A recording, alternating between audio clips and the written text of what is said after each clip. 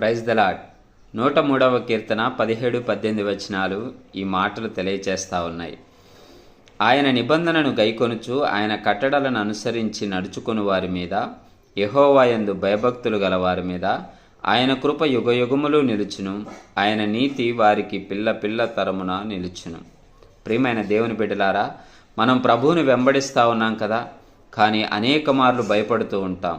కానీ ప్రభువుని నీవు ఆయన ధర్మశాస్త్రము చొప్పున, ఆయన ఆజ్ఞల చొప్పున ఆయనను వెంబడిస్తూ ఆయన మీద భయభక్తులు కలిగి ఉన్నట్లయితే నీవు భయపడవలసిన అవసరం లేదు.